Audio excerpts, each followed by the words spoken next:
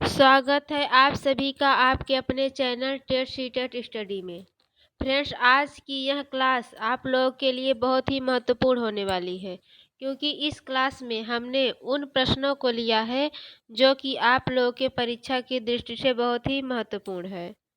यह आप लोगों का सीडीपी का दूसरा मॉक टेस्ट है। इसको आप लोग बहुत ध्यान से हल करिएगा। हमारा पहला क्वेश्चन है, निम्नलिखित में से कौन सा सामाजिकरण का एक प्रमुख कारक है? परिवार, कंप्यूटर, आनुवंशिकता, राजनीतिक दल। तो जो सामाजिकरण का प्रमुख कारक है वो परिवार है। तो इसका राइट आंसर हो जाएगा ऑप्शन नंबर ए, क्योंकि जब बच्चा जन्म लेता है तो अपने परिवार में ही रहता है, अपने माता पिता, दादा दादी, चाचा चाची के साथ रहता है, भाई बहन, वो उनका एक परिवार होता है, जो कि बच्चा एक दूसरे से अंतःक्रिया करके सीखता है।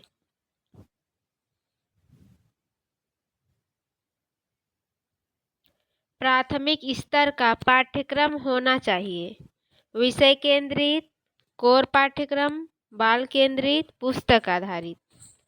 तो जो प्राथमिक स्तर का पाठ्यक्रम है वो बाल केंद्रित होना चाहिए, क्योंकि बालक के रुचियों के अनुरूप ही हमको उनको शिक्षा देनी है। अगर बालक को हम लोग उनकी रुचियों से अलग शिक्षा देंगे तो ज़्यादा सीखने में उनका मन नहीं लगेगा और बच्चा सीख नहीं पाएगा। इसलिए जो प्राथमिक स्तर का पाठ्यक्रम है वो बाल केंद्रित होना चाहिए। तो इसका राइट आंसर हो जाएगा ऑप्शन नंबर सी। फ्रेंड्स, अगर आप लोगों को हमारी वीडियो अच्छी लग रही हो तो हमारी वीडियो को लाइक करिए और अपने दोस्तों तक इसको ज़रूर शेयर करिए। और अगर आप लोगों ने अभी तक हमारे चैनल को सब्सक्राइब नहीं किया है तो हमारे चैनल को सब्सक्राइब करिए और बेल आइकन को प्रेस करिए, ताकि हमारे वीडियो की नोटिफिकेशन तुरंत ही आप लोगों तक पहुंच जाए।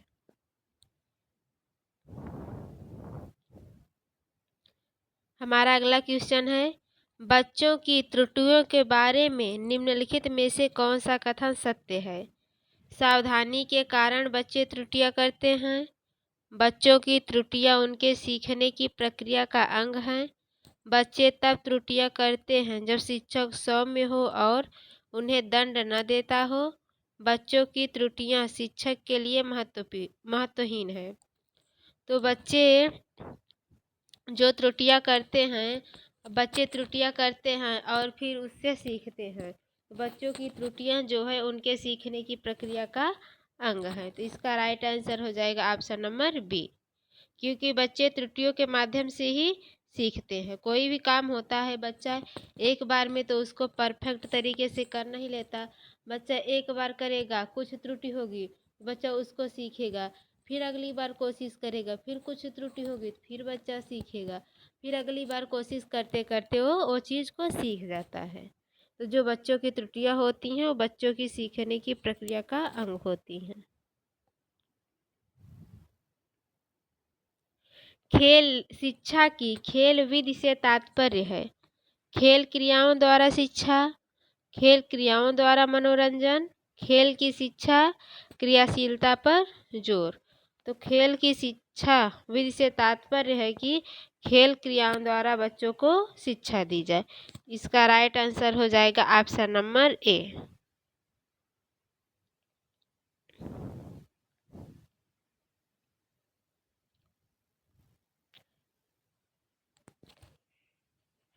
पियाजे के अनुसार 2 से 7 वर्ष के बीच का बच्चा संज्ञानात्मक विकास की किस अवस्था में है?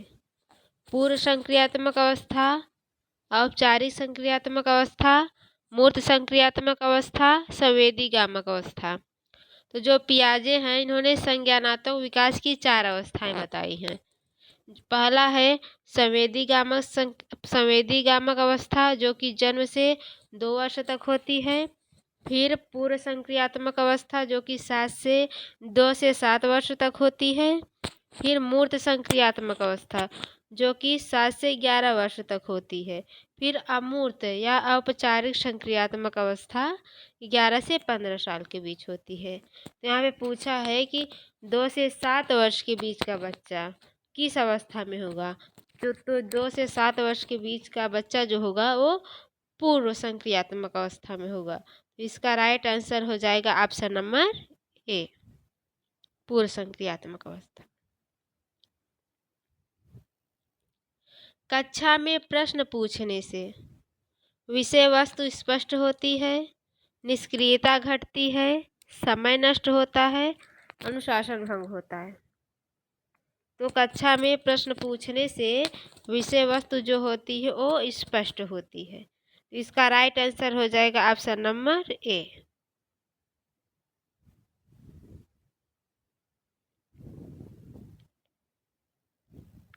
बाल केंद्रित शिक्षा में शामिल है बच्चों के लिए हस्तपरक गतिविधियां, बच्चों का एक कोने में बैठना, प्रतिबंधित परिवेश में अधिगम, वे गतिविधियां जिनमें खेल शामिल नहीं होते।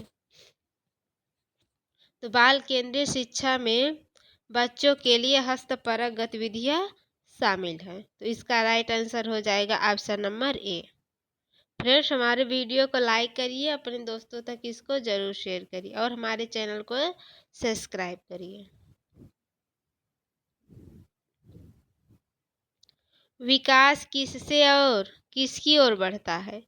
सामान्य से विशिष्ट, जटिल से कठिन, विशिष्ट से सामान्य, साधारण से आसान।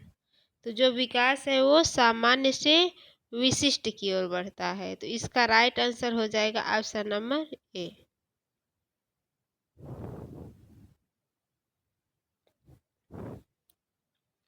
नवीन जानकारी को शामिल करने के लिए वर्तमान स्कीम में बदलाव की प्रक्रिया क्या कहलाती है? अनुकूलन, आत्मसातकरण, समायोजन, अहम केंद्रिता। तो नवीन जानकारी को शामिल करने के लिए वर्तमान स्कीम में बदलाव की प्रक्रिया समायोजन कहलाती है। तो इसका राइट आंसर हो जाएगा ऑप्शन नंबर सी।